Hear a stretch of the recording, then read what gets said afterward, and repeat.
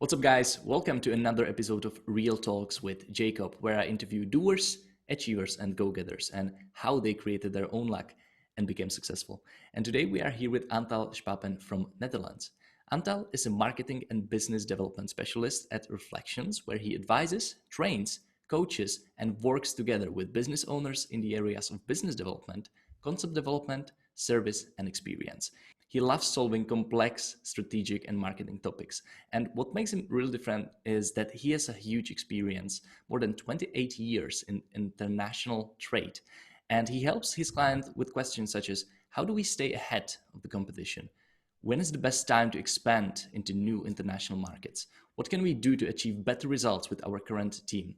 And he's also a founder of Business Boostcamp, a new concept that helps both entrepreneurs and teams learn, develop, and implement business ideas, concepts, and skills quickly and practically. So if you're someone who wants to move your business to the next level, this episode is for you. Welcome to the show, Antal.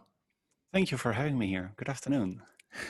I'm excited to have this interview because we've been in touch for quite some time on Facebook.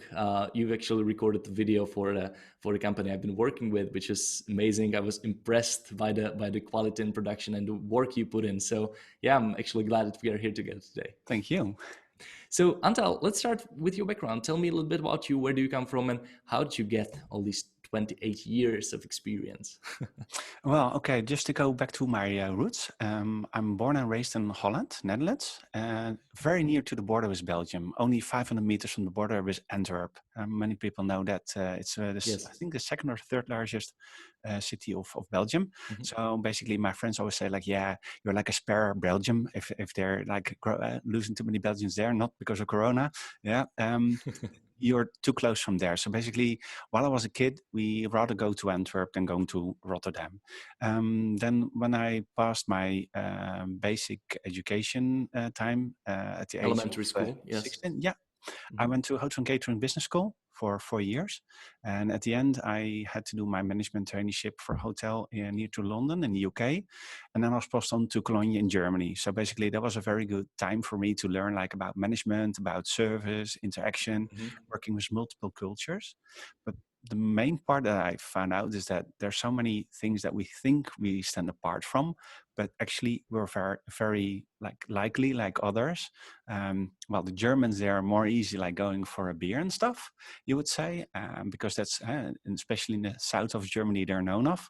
But I can tell you, in the UK, in the pubs, they know how to deal with a proper beer, yeah? So there's a lot of like commonalities between countries and cultures. So I learned it at that time.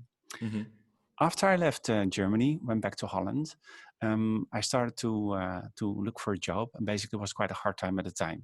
So if you didn't want to go like really like to the most operational jobs in a hotel where I did lots of management already, you were not really welcome. So basically someone said like, well, why wouldn't you go in like a sales job or something just to learn a little bit more skills on that? Which brought me to the point that I started selling kitchens for just, like for private consumers. You want a kitchen in your house, and they come up and, like you have to tease them a little bit to sit down, get the appointment, or they just walk in and you sit them down, give them a coffee. And then at the end of the job, it was always about price, because we had many people know that online you've got the funnel effect. Well, you can do that for sales as well. So when I look back at that, it was not really like an awesome time, because I felt terrible, especially when I found out one of our competitors had a really better product at a similar price. Since that day, I didn't sell any kitchen anymore. Wow. So basically, after a year, I left, and someone else gave me an advice and said like, wow, you are so internationally oriented. Why don't you go in international business? Well, never thought of that. And, like the hotels, it was just a year past. They were not too keen on having people on board at that time. The markets were not that good. And then I was introduced to the company who were looking for someone who would help them on doing their international trade. So basically, procurement was from Europe, and we shipped at the time to Taiwan mainly, as well as some other Southeast Asian countries. After 2 years, we won lots of new customers in the Middle East. And that was the time that my managing director said like, hey, you're always like in operations, you work many, many hours. I think you're a really commercial guy. Why don't you go into sales? So we gave it a And try when again, sorry? and again, sales. Yeah, and again, we went back to sales. But it was like a combination of marketing and sales, because I only did sales for about half a year. Mm-hmm. During the time, I got fired almost twice. Why? Because at the time I was something like 23 years old. Mm-hmm. And I reckon that because of a large project that I knew was coming up, because someone told me, one of my international contacts told me about it, I felt like, okay, we're too small handling this by ourselves. Why don't I talk to some of the other guys, like around the block? We're in similar business. I mean, we were in trade, yeah? So traders basically protect their own business by not sharing too much with others, yeah? We were sometimes even allowed to change stuff in documents or hide them because we were licensed to do that. So I went to a competition and told them, listen, guys, there's a large inquiry coming up from the Middle East. We're not able to do it by ourselves. Yeah, I'm going to be honest about that. But would it be of any interest that maybe, like take that job together? And they were really like, okay, do they know you're here? Where's No. the catch? I was like, no, I was just wondering. I mean, you're 23, so what do you know? Anyway, well, they almost fired me for that. But in the end, we went together on getting the project we did, and both companies make massive money. So after that, that was actually the second time that I made a move. They were like, what is he doing? And one day they suddenly came to me and said like, okay, stop what you're doing, stop selling, and start doing what you always do. And I was like, okay, what is it, what I always do? And basically making those moves, reaching out to other companies, to other people, meet them on an international basis, check with who is trustful, who not, what are their intentions, how can we collaborate better together. That's basically the stuff that I was very active with afterwards. So basically, I did that for a few years. So connecting people rather than like sales. Yeah, I think basically nowadays sales, even 15 to 20 years ago already, sales is all about to know you, to like you, and to trust you. It's not in all kinds of businesses similar, because in steel trade, basically, if you're just a penny out of line per kilo, then we go to the competition, because there's multiple tons of business that's going through, high number value. So basically, if they can save just a tiny little bit and you're the nice guy, but you don't have the best proposal, well, it doesn't guarantee you that you can get the order. So basically, I left the company after a few years, and I was asked to work, and it was really a cool time for a Korean company. The Koreans at the time, Samsung, Hyundai, they were not known in Europe at all. I mean, we had, I guess, there were some Hyundai cars already, which were the old Mitsubishi model, but then like a different quality, so to speak. Yes. And I was very excited about that, because my, at the time, managing director, he said, okay, I will have location with all our stock and the spare parts and stuff in the north of the country. But I ask you to find a place that we can locate ourselves near to the port of Rotterdam, because that's where our major shippings and where our local clients are. And I want you to help us to take like what's there. So there was the team which was left. There was a joint venture between two companies. We split the joint venture in separate entities. And the Korean part is what we took care of. So basically we needed a new sales office, a new sales team. We had to check everything there was on hardware and software. We had to do the stock taking, recheck everything on what we could do on like how to reward your agents and distributors, how to look at the network, how to expand the network. And we were competing against an American brand, which is really like an A brand, like like Coca-Cola is an A brand. Yeah. So we were just a home brand nobody ever heard of. But the business itself is in high compression type fitting. So basically ultimate high pressure lines, often used with chemicals and other stuff. So you're going to about like 900 bars plus.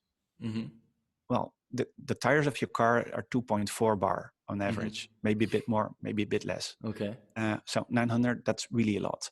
And because the diameter is really very small, it's a bit different in the setting, but still in Holland, if you have to sell and there are people doing the procurement, they won't be willing to go for a lower price for a higher risk, because if anything happens on these lines, like parts of industries could explode and other people could get harmed and stuff like that.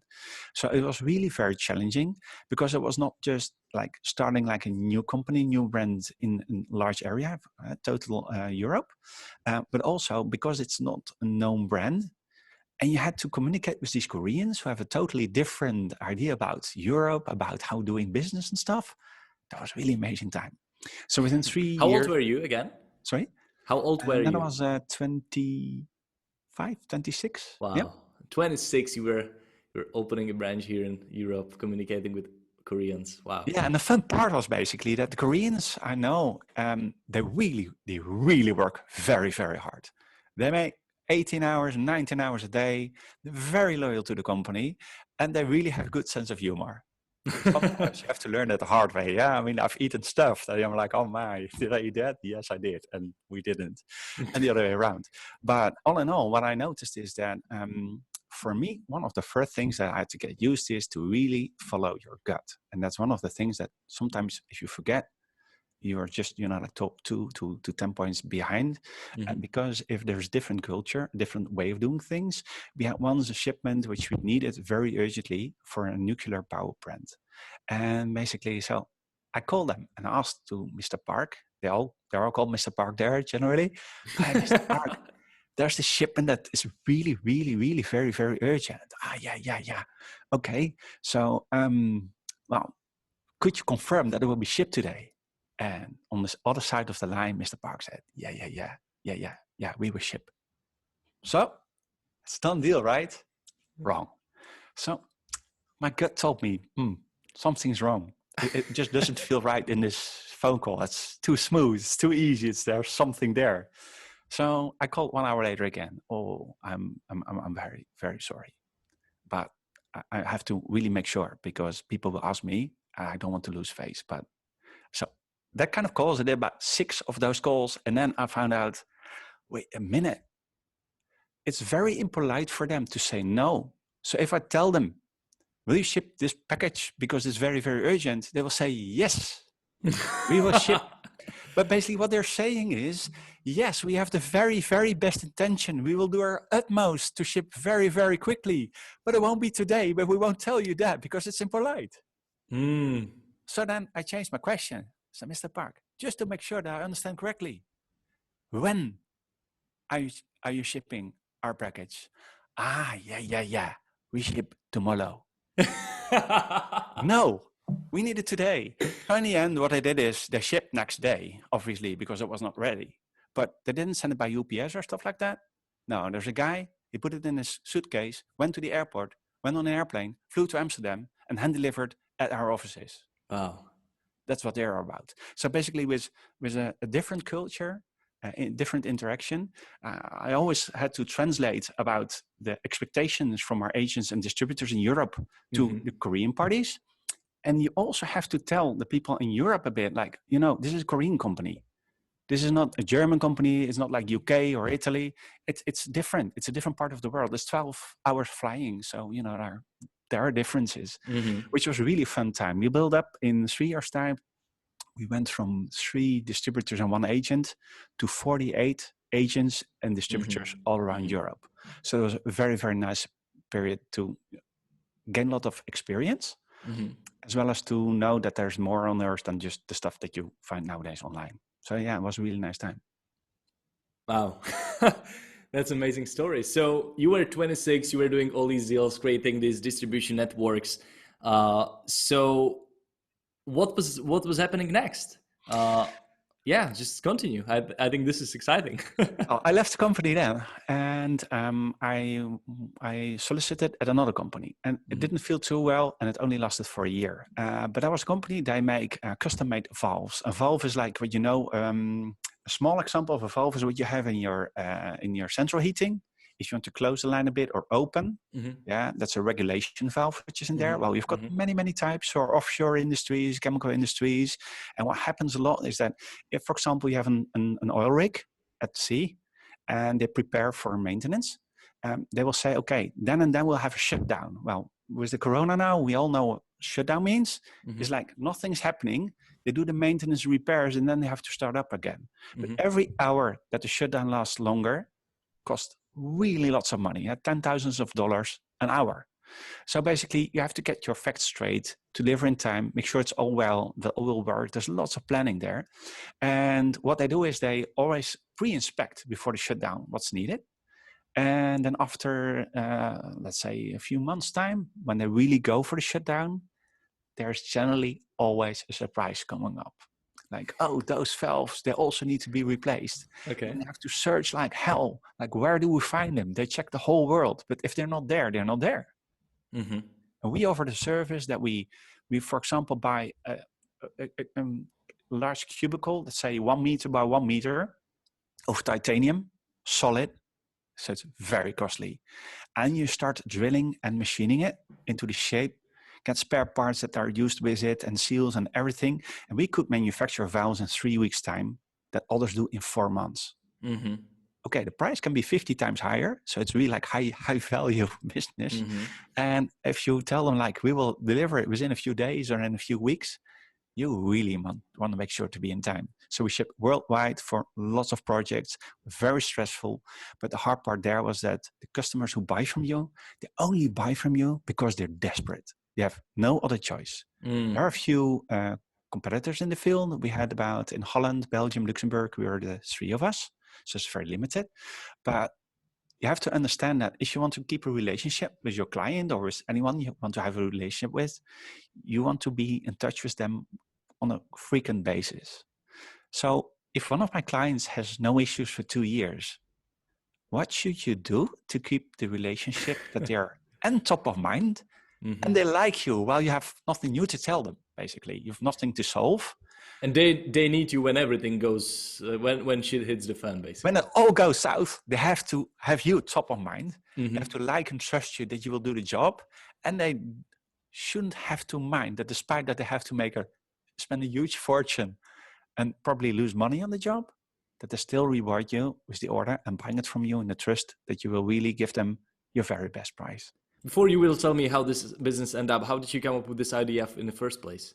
Sorry, too? How did you come up with this idea in the first place? I mean, this is very like niche. It's not my company. Those companies were there already. Someone told me like, well, they're looking for someone there. So maybe you could go there and have a talk. So we had a talk there. I got a job. I left after a year and then I ended up in a burnout because with the Korean company, I flew up and down to Korea. So on average, every 3 to 4 weeks. Mm-hmm. And that's for 3 years. So you have both the time difference, the stress on supporting the team in Europe, which is like 7 hours behind the times in Korea. Mm-hmm. You have very short sleeping hours. You've got the jet lag when you get there. You have another jet lag when you go back. So on young age, you can do that. Nowadays, I would not recommend people to live in that way. So I was quite young. So I was out for about 2 years to recover. And then the new life started, as well as my own business, which is now 15 years ago this year. We still have a big chunk of your story to tell. Usually I ask questions, but I mean, you're just an amazing storyteller. So let's continue. Does it feel like that? You asked me the question, so you got the answer. Yeah. So what happened after? Well, I started my own company, and basically, starting your company, if you have no idea how to start a company, you get it a lot wrong, I can tell you. So basically, I started with doing like coaching consultations for people in business, but also for people, private clients. Okay. Because I found out that sometimes that people tell something and I could see things going around like, it's not like a movie, but in the beginning I was like, okay, do I imagine this? Is this my mind who makes this up? But people always react like, yeah, it's like that. I was like, okay. Apparently I understand what they're talking about. And then someone said like, well, I think that you're clear vision, or I don't know how to say it in English really. So basically I can't see dead people, but I can see a lot and feel and sense a lot more than people usually get. So I can smell, for example, cigar smoke. I had that at a friend of mine at his house. If his dad had an issue again, because it was going around, he would approach me kind of. So I would say, hey, your dad is here again. Dad passed away about 12 years before that. I was like, oh, he doesn't like what your girlfriend is doing, or he doesn't like this girl. He was in the dating at the time. So that kind of things passed us by. Then I was like, okay, that's nice. There's apparently more what we don't see than we do see. So, well, if I can do something on that, and then one thing changed on the others, and then I got more acquainted about what's there and what you can do and what you can't do. And that multi-sensory stuff, I integrated in my work as well. So basically, one of the things I started with was to give a call to Shell, the petroleum company in Holland. Because what I sense is that if you go fuel up your car, at the time you were still allowed to smoke. Well, not inside the fuel station maybe, but not outside. And so what you do is you go with your car to a fuel station, you fuel your car. The first thing that you smell is the fuel itself.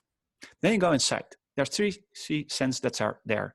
Or it's about cigarettes, or it's because of the toilets, which they have got there, or it's really like the smell of like bread rolls, which are too fatty, too sugary. Yes. Coffee. You know, those 3 or 4 always there. Like, okay, those guys, they don't make any, well, not much money on the fuel. They have to make their margin on the products in the shop. Why don't you make the shop a fun place to be?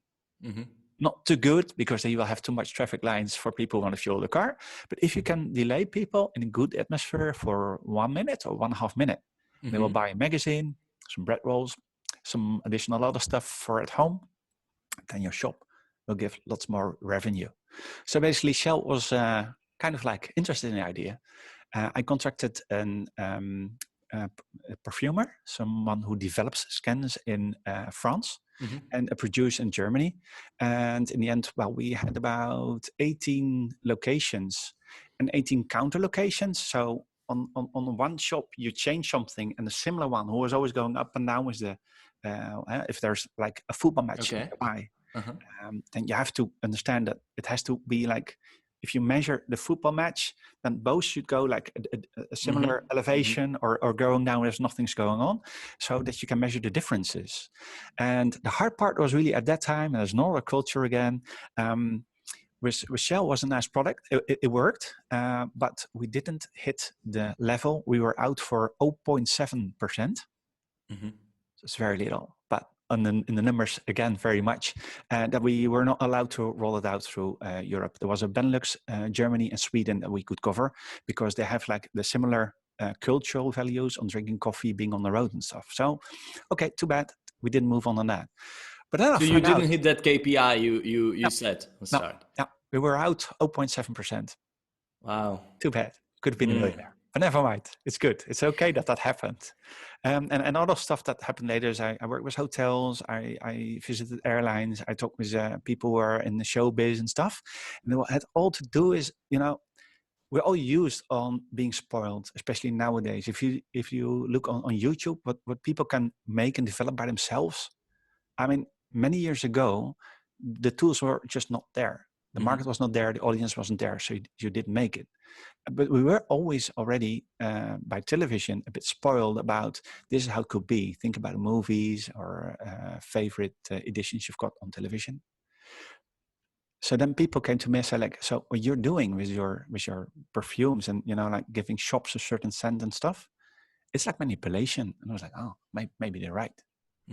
But is it manipulation, or is it that we, as we always do on our websites, we do it with our with the words, we do it in colors, we do it when we dress, we do perfume in the morning, we want to dress up when we go out. So we're always about teasing, pleasing, or warning. Yeah, I mean, sometimes it's like when you have the yellow jacket or something. Jackets and stuff on airports for safety. So that's a signal like, hey, I'm here. There's always lots of things like there. But what I found out after a while is that too many companies were too happy to buy the perfume by covering up bad service or a bad product. Interesting. So then I was like, okay, same like with the kitchens, if it's not like the real deal, I'm off.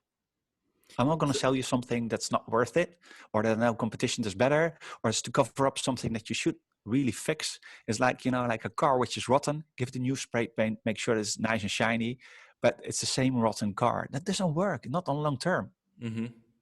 You can So they see. wanted like that quick fix. Sorry. They wanted the quick fix for their It's problem. all about quick fix, and nowadays I see a lot of quick fixes as well. But the change that tends to be there is for politicians, for brands, for small companies starting up, for investors, for people in real estate. If you go for the quick fix, you're bound to fail. Mm-hmm. Absolutely agree. Antal, tell me about the things, about the two main things you do right now. I know that there's a Business Boostcamp and there are Reflections. Yeah, well, we've been really busy on that for about half a year now, a bit longer than that, actually. The idea started February, not it's April already. Yeah. Okay. So it's February last year. We went live online in August, and with our first trainings, masterclasses in the second half of last year. My idea behind it is as follows: that I found out that there's a lot of companies and entrepreneurs who invest in training. So basically, it goes like that. Yeah. You take your binder, you get it at the first training. You have to take it home after the training, do some study, but it doesn't happen because you don't have the time for it, or you don't invest in it, or Netflix is more interesting than opening up the binder and really start studying. So basically, what happens is that people take it, like taking the dust off, taking it back to the training, do the training, going back. Okay, there will be some people who really take it serious and really invest and do study. But generally, if it's next to your job and your family life, and you also want to have a good time in the weekend and stuff, people don't invest enough time and they don't make the progress that they could have made if they do it properly. So our idea is that to offer to, there's two lines basically. There's for the smaller entrepreneurs, was companies up to about 10 employees max. They can say, okay, I want to know more about accountancy. I want to improve my terms and conditions. I want to do a training on sales, and I want to do something, for example, about like web security. Then they can pick the items that they like. Go for it, plan one of the days that the offer is available, just reserve a seat, be there. And after they've done the day, there will be support online. We will have support with online learning as well. So even if you don't attend and you're like, well, I'd rather start by doing it myself. If it doesn't work, I always can still join in, go for a Q&A or something like that. So it's like Lego. It's all little blocks which you can connect in a way that is best shaped for yourself. So it's all like match made in heaven, but you have to make the match yourself. If you feel like, oh, this is very interesting, you can apply, you can register, you can attend. And but the real difference is that it's like building up a brick wall. You've got the blocks itself, and there's something that has to connect the blocks. Yeah. So the glue in between is called Activity Lab. And those days we organize to make sure that if you attend any of the classes or multiple of the classes, never mind the subject, you always can attend for a day in the Activity Lab, which means you're going to be actively working on any project or your company or any kind of thing that needs your attention and needs development and progress. And there will be a specialist there who will help anyone who attends to really get going. No, that's amazing, because I noticed that I see this accountability part and community part more often with the courses, because it's crucial, right? Because you need these people on the other end who will help you, who will be in the corner and helping you if you're lost with something, if you need help with something, and most importantly, they will hold you accountable on your journey, because you can just watch the training and that's it. But if you won't be applying it, well, it was basically time wasted. It is. Well, I think basically it's your own responsibility if you join in, that you really like, I mean, it's like if you want to be a great football player, you don't do your trainings. Yeah. You can blame it on a coach and a trainer. No, you have to do it yourself. But learning things, it's, well, the core thing for me basically in learning is getting insights in why are you doing what you do? How come that some things do work better in a certain way? How do you know what fits well with you? And so basically, if you connect the dots, I'm not sure, but as a kid, I'm not sure if they have that in other countries as well. I do think so. Is you had the dots and some numbers, You had to start drawing, Yes, yes, you yes. know, like drawing the lines. And in the beginning, you were like, oh, that's nice. It's going to be like a fish. Da-da-da. In the end, it was a flower and a cat or something like that. And I always love to draw the lines. And if you take the wrong line, then the picture won't be perfect. Well, as a perfectionist, it's, well, my bad days. I had to tear it off. No one was allowed to see Yes. my book. Yeah.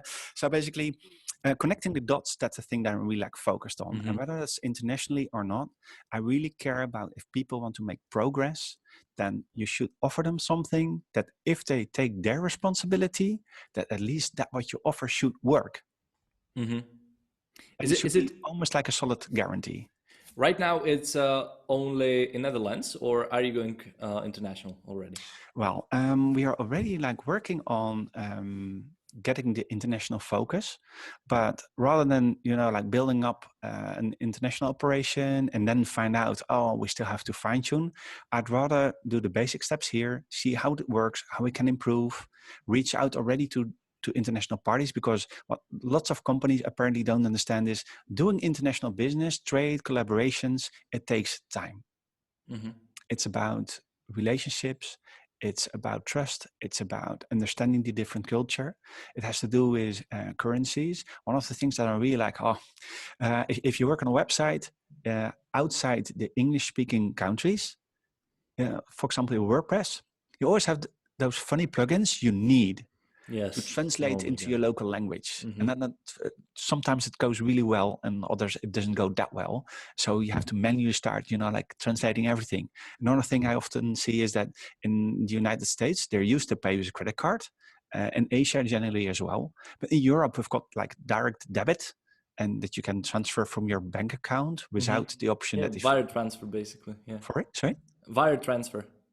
Wire transfer, indeed. So basically, the wire transfer option in the US, they rather not use it that often, especially not if you're just, you know, buying something. It's like, you know, like Apple Pay or credit card, PayPal, Stripe, Yes. things like that. So SaaS companies, for example, they could really, really make a change on winning a very large part of business in Europe by making sure that the application they have and there's any payment involved, that you can do it properly with the local settings. So I want to really make sure that that's covered while we go international, as well as that we have to obey the laws. And what you see at the moment is that Europe, it's like one area, but Europe is not one. It's many cultures, many languages, many different opinions between governments. So basically, we have the free transfer of goods and people, but that's generally it. Because as soon as I make an offer for a software program, and it will be like a self-study online program, it's considered software, then the taxes you have to pay it in the country where your customer is doing the procurement. So if I sell something to Greece, I have to pay the VAT in Greece. Yes. So there's a lot of responsibilities that in different countries, it's much easier to do that. So for that reason, yeah, we want to have things first up to speed. And if there's entrepreneurs or companies who are willing to say like, hey, can we do something together? Always open for new ideas. Amazing. So do you work with some team, or how many people currently work on it? Well, basically, I don't believe too much in working with staff. Well, there's now the crisis. Yeah, I don't have any staff, so it's easier to keep up.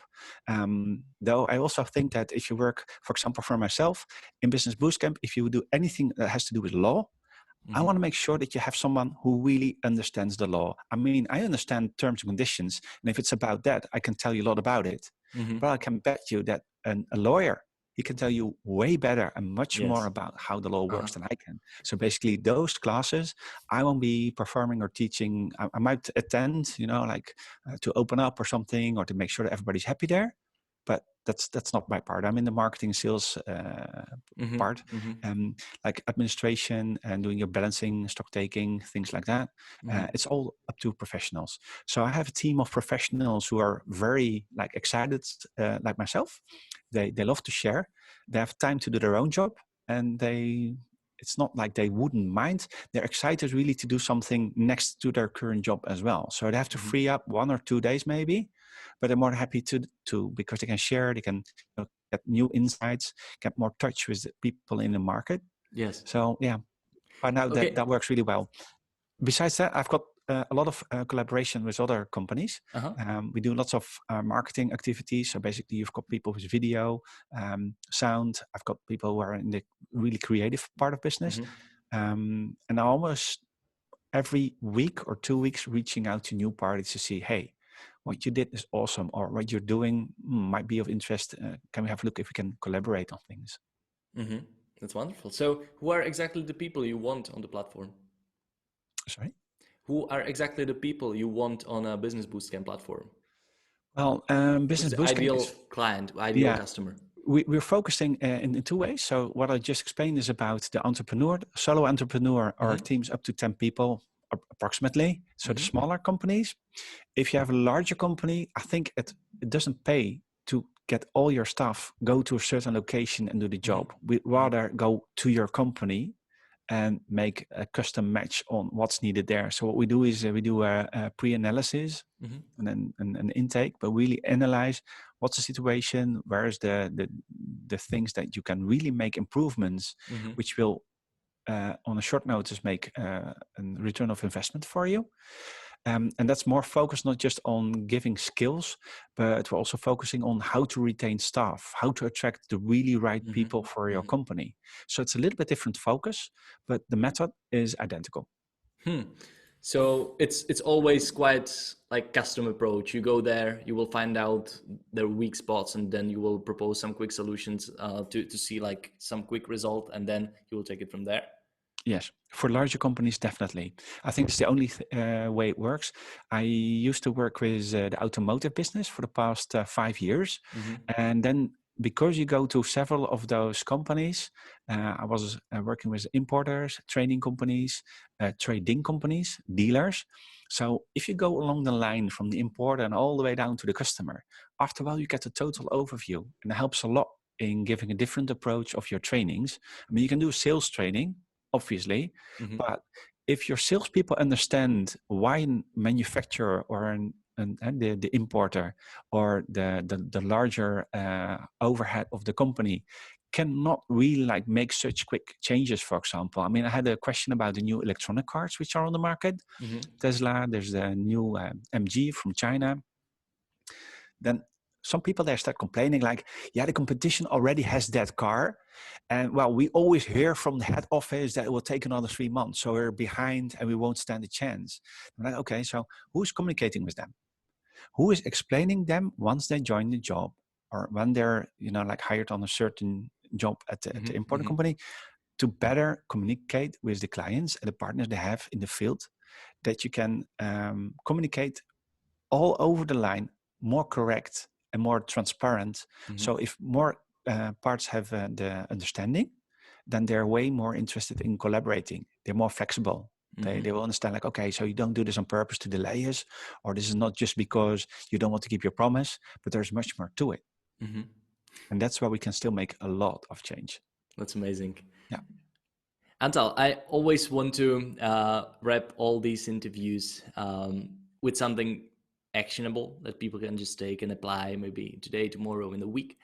So if there's someone, you're an experienced business person, but if there's someone who is just starting and they're thinking about starting a business, what would be your advice for them to maybe help them to kickstart their business in the first place so they don't fail?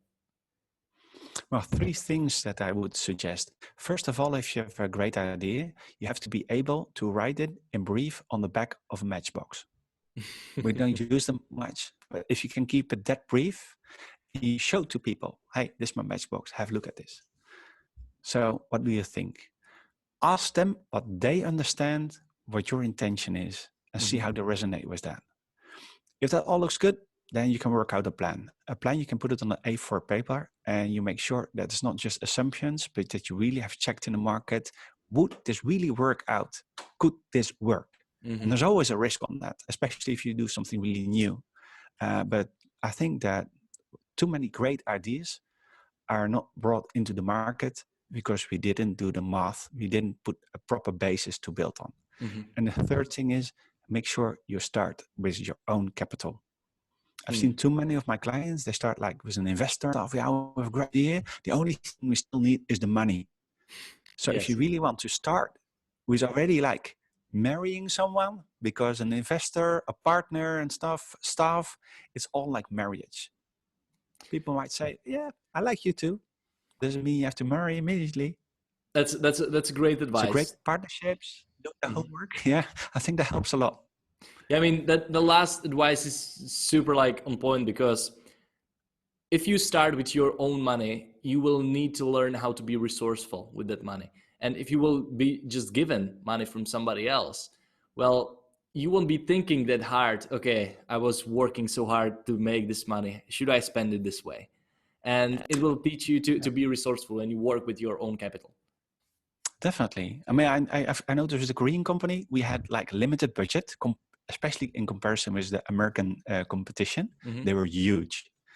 So you get more resourceful. It's not about just like, it's not my money. It's more about, this is the budget I have. What can I do? Yes, yes. How And can you I will make the find first creative steps? How can ways. I make, sorry? You will start finding and searching for creative ways rather than just throw it into some advertising. You will start building maybe more interesting partnerships. Maybe you will do some free marketing, right? Or something cheaper, but you will need to think about it more. Definitely. As I say, you get more resourceful, more Mm-hmm. creative. And this is my dollar, this is my penny, this is my euro. Yes. You will flip it a few times and really see like, okay, so if I invested in this, what's the risk? What's the rewards? How long will it take? Will I last that long? Can I trust the party that I want to be on board with? And are they going to really live up to the promises? Because if they don't, then my overhead will cost me over time. As well as, and that's maybe a good thing to keep in mind as well, don't save money on getting proper advice. I had like lots of like consultants when I started were like, yeah, I will help you. And you tend to go for the lowest price. Mm-hmm. Yeah, I only charge this much the hour. But if they take 4 hours and the guy who's 30% more expensive takes 4 hours to do the same job, who's the cheapest? Mm-hmm. Exactly. I And heard. you I save on heard. your time as well. I heard an interesting thing that some rich guy was saying, "I'm not that rich that I can afford cheap stuff, or cheap people, cheap services."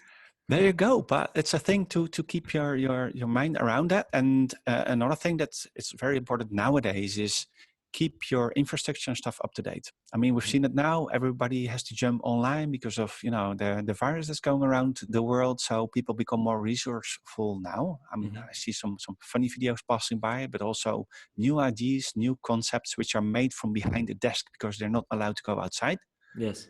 I'm like, oh wow, if you wouldn't have this situation, would people really like sit down? I mean, of course, we have a little bit more time now to spend, especially if we're at home. Maybe the girlfriend or wife is not that nice anymore at the moment because we see her too often. So we'll just go a little bit like a time of separation, like, well, in quarantine in our own house.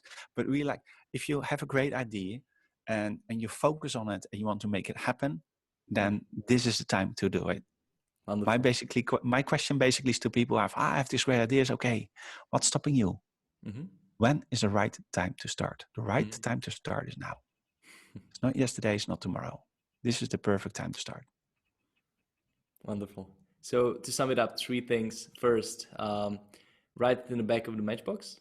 Yep, Second, if it makes sense, if people understand what you're doing or what you're about to do some research and create a plan on one piece of paper. And the third thing was start with your own capital. there you go. I think those pillars, they help you to make a proper foundation. And the better your foundation, the higher you can build. Amazing. Antal, thank you very much. Last thing, where can people find a little bit more about you? Maybe if they want to contact you, hire you, join a business bootcamp. So where are the best places?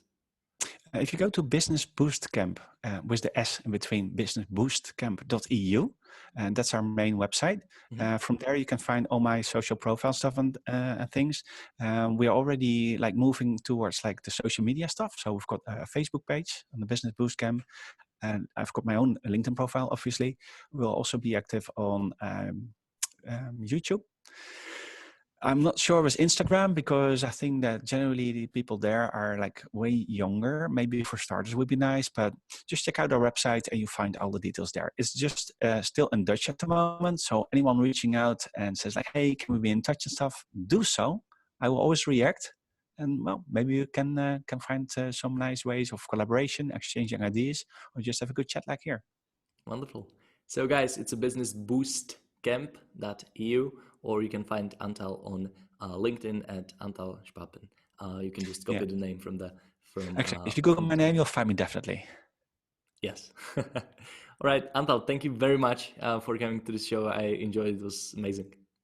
It was totally my pleasure. Thanks very much, Jacob.